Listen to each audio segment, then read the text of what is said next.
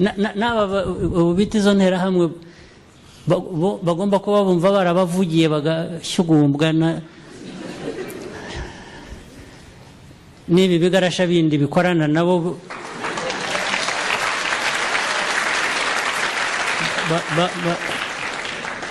bakumva ko babonye noneho ngo icyaha cyahindutse politiki zabo.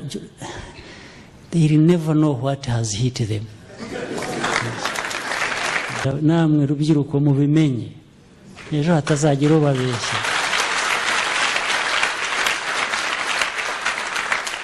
Hatazagira ubabeshya.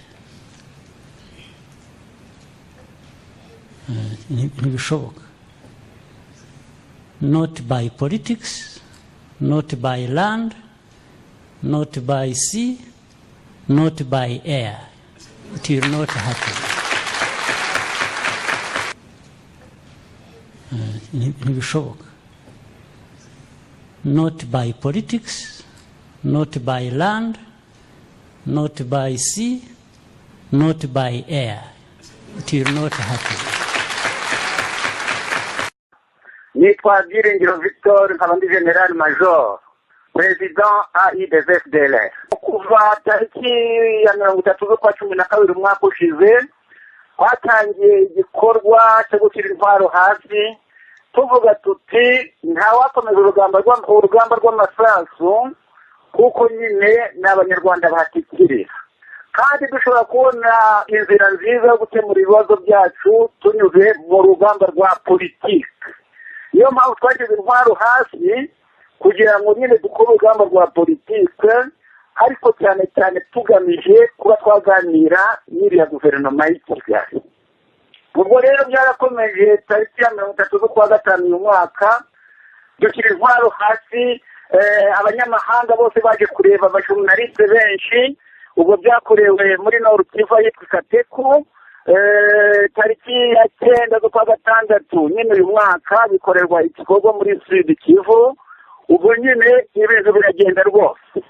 Iyo processus yakomeje kugenda, ariko tukaba twarasabye sadeke kugira ngo tubere paha ibidufashemo, hanyuma processus ikomeze idufashe cyane cyane kugira ngo bakore pression kuri Kigali yemere imishyikirano. Atari ukuvugana na FDLR gusa, ariko ari ukuvugana n'abarwanya iriya leta bose aho bari.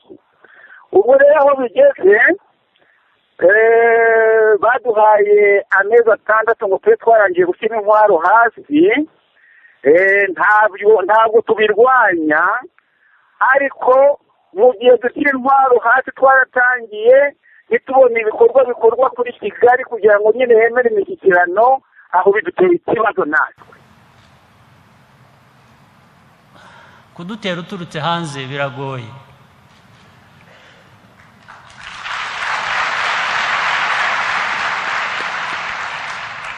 Kudutera uduturutsemo nibyo byoroshye, nibyo bishoboka.